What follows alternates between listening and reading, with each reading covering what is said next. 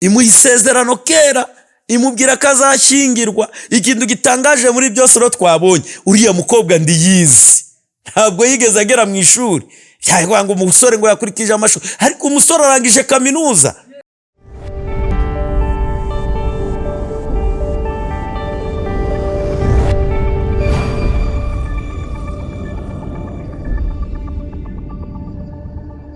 Bakunzi ba Zakayo TV, kongeye kubasuhuza muri Imana nabane namwe. Mu buzima turimo cyangwa se isi ya none, ahangaha tugarutse muri studio cyangwa se tugarutse kubaganiriza, kubasangiza ku kiganiro cyiza cyane kihari. Murakibona ku mbuga nkoranyambaga, kirahari, kirapinga ahantu hose. Turi kwibaza kuki iki kiganiro cyasohotse, se cyaba ari igitangaza cyangwa se cyaba ari kigaragara ngiki hari abantu babona, twe turimo tubonesha amaso yacu. Ariko ese urabona abantu benshi bacitse ikintu cyitwa ururondogoro. Sinzi nimba Imana yakwemerera umuntu ko izamuhereza ibyiza yabigeraho, abantu nabo bakagira ute, bagatangira kugenda bavuga ngo ibiki n'ibiki. Oya, nimba Sara, ese ubundi imbere yuko dutangira ikiganiro, ntabizi muri komenti mujya mumbwira ngo mvuga amagambo areshya nanjye, ngo bundi bwo ngo abagufi bavuga ibigufa, barebare bakavuga ibirebire. Ariko mba nibaza kuki umugufi ashaka ibintu byose byabayeho akabibona, n'umuremure yabishaka akabibona. Ni iki se kibitera? Twavuga se ko ahari wa muntu mugufi atabasha kugera aho umuntu muremure yagera? Narengeze ngo ako ngako ku bakunzi ba Zakayo TV, manze mukumve neza ko abantu bagufi nabo babasha kugera kure, aho barebare bagarukira n'abagufi bagerayo naho bakahagarukira. Ndetse usibye n'ibyo, na wa undi basunika mu kagare w'Imana iba yarinze nawe ajyagerayo. Uyu munsi turaje rero kugira ngo tubashe kuganira ku bintu byatumye isi yose ihubangana, Afurika cyane mu gihugu cyacu cy'u Rwanda. Noneho ibinyamakuru byose nahoze ndeba cyane ko social media turazikunda, ariko uburyo tuzikundamo usanga abantu benshi bibaza ngo izi social media dukoresha ziduha ibiki. Naringarutse kubabaza ngo niki mwabonye cyatumye abantu bose bacika ururondogoro, abantu abenshi mbese ndibaza, abagore, abana, wasanga nuno abagabo, nuno hari n'abagabo bari aho ngaho batabyara, batabasha gutera akabariro nk'indanga ifate.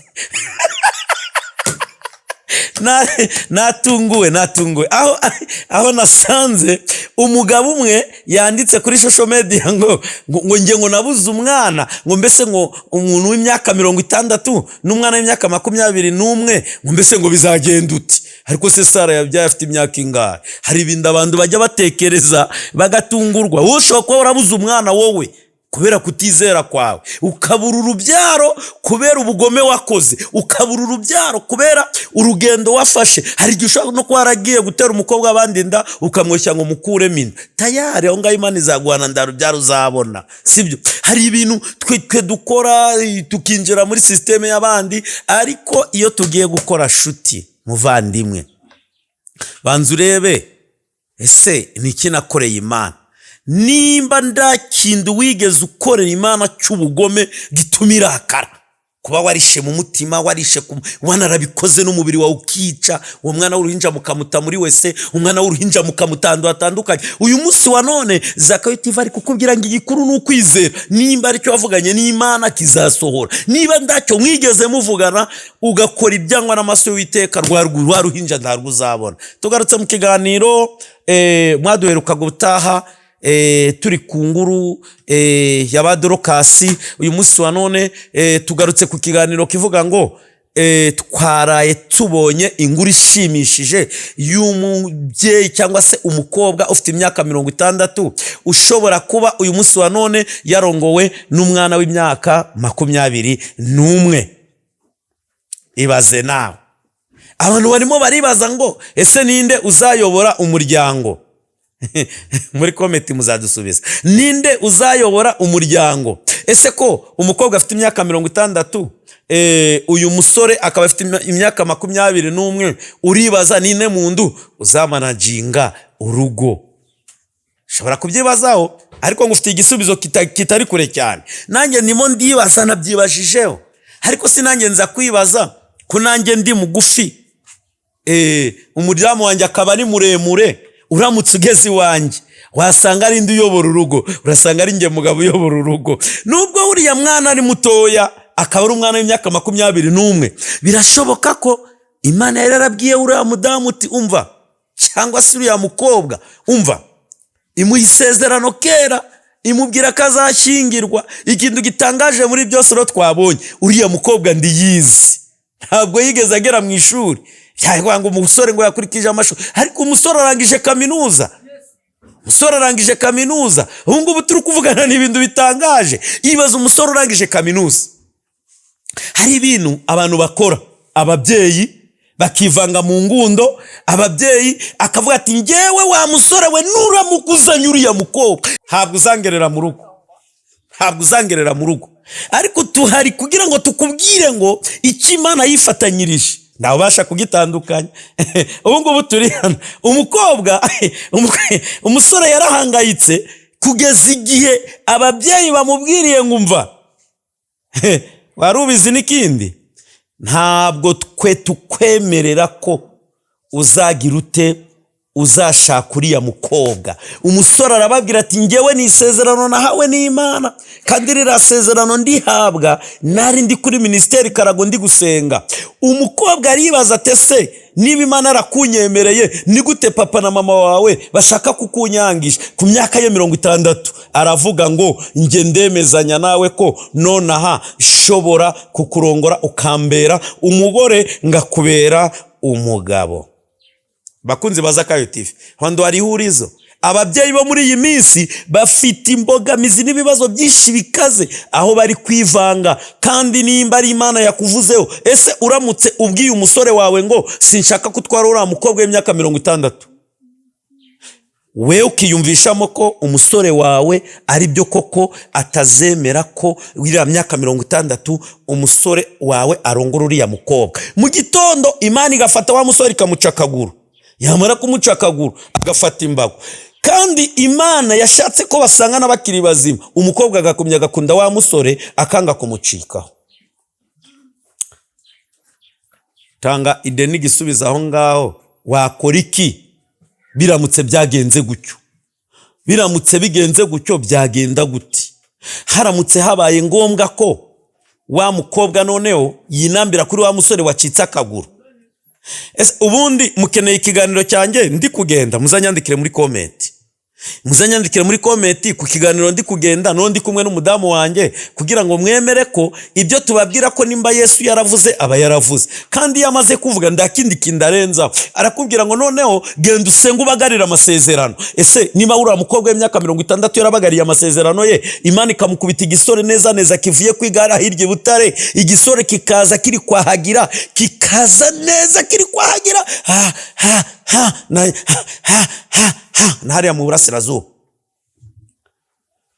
kititaye ko kivuye mu karere ka Gasabo, cyo kikihuta kivuga ngo njyewe iwacu turabakire. Ariko nubwo turabakire, nge ndashaka uriya mukobwa w'imyaka 60 byanga byemera ambere umugore, nanjye mubere umugabo. Wa mubyeyi we waretse kwivanga, ibintu urimo wivangamo nta gaciro bifite. Ngewe nahoze mbwira abantu ati igihe iyo kigeze umubyeyi agafata urubambo ngashaka kubamba, Imana nayo iba yateguye urwayo rubambo, iteganya kuvuga tumva wa mubyeyi we ibyo wakwitereramo byose ntago bizashoboka. Iyi minsi ya none hari ibintu byeze kandi binakomeye bigomba gutuma abana b'abakobwa abenshi batekereza ku nzira zo kunyura mu nzira zidashoboka, kandi ari Imana yavuganye nabo. Umubyeyi akabyivangamo, yamara kubyivangamo umwana w'umukobwa agahita avuga ati mbo possible, byose ni kimwe, kibazo n'igisubizo birahari. Ariko ngewe ndabikora neza, nindangiza umusore wanjye mwemere, umusore akamwemera.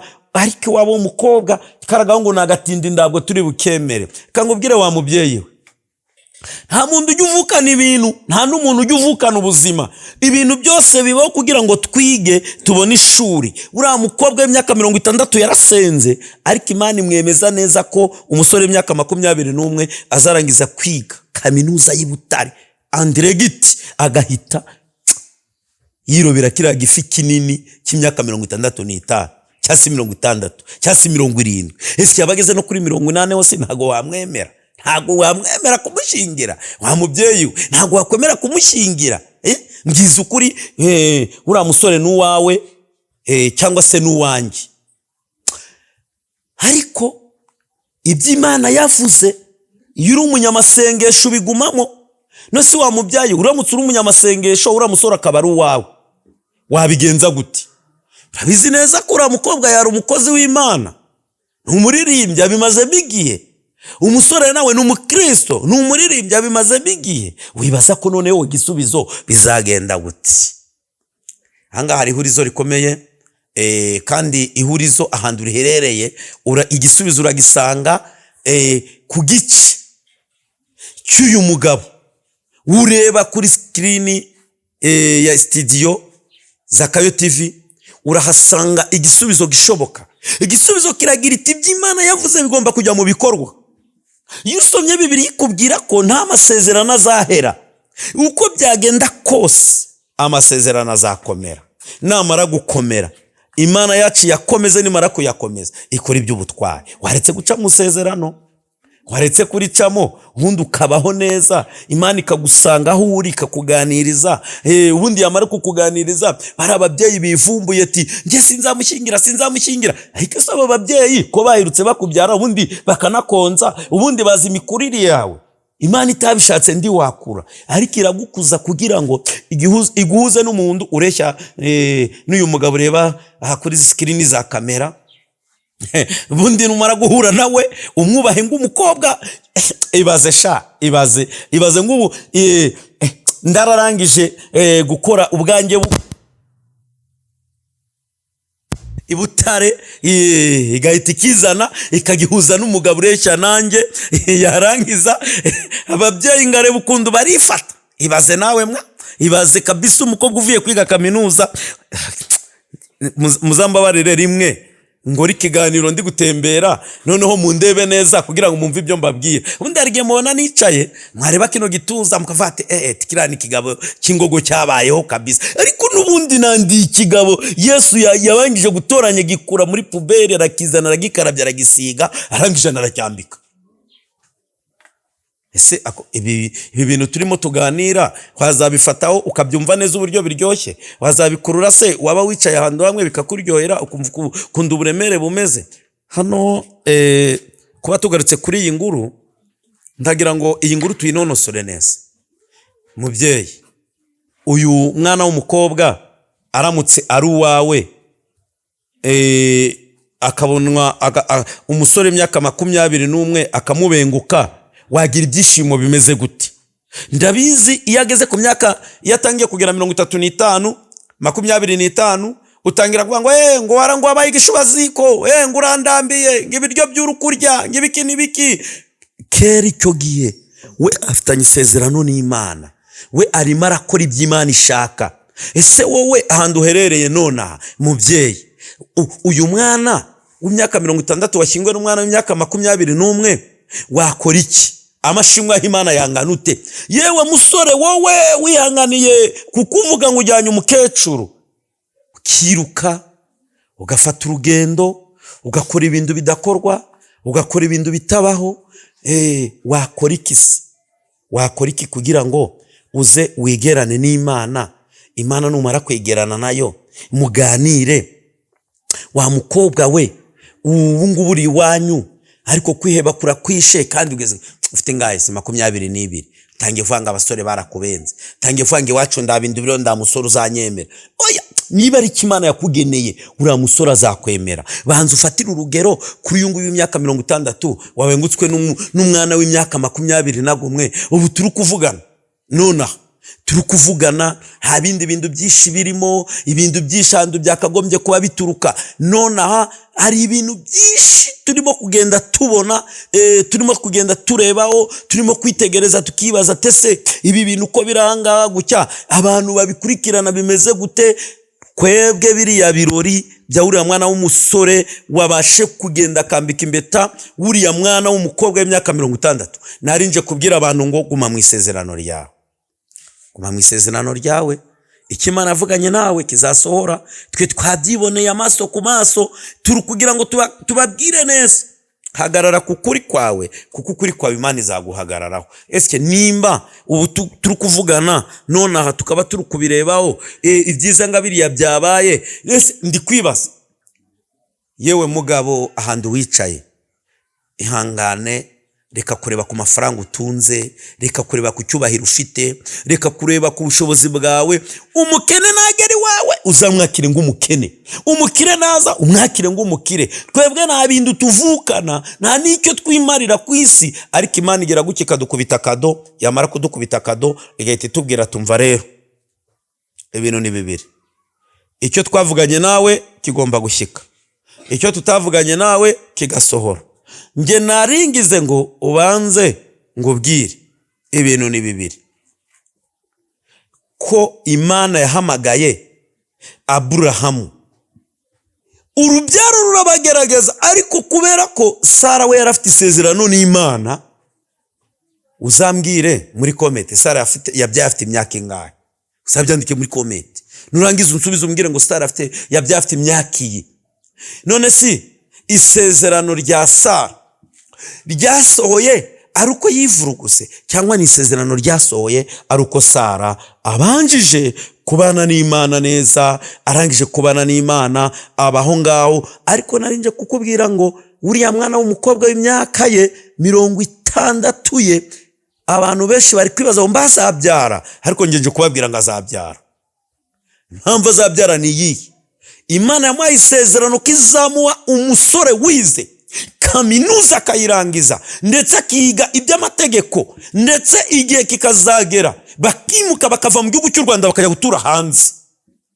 Umukobwa abaho ngaho ategereza icyo Imana yavuganye nawe.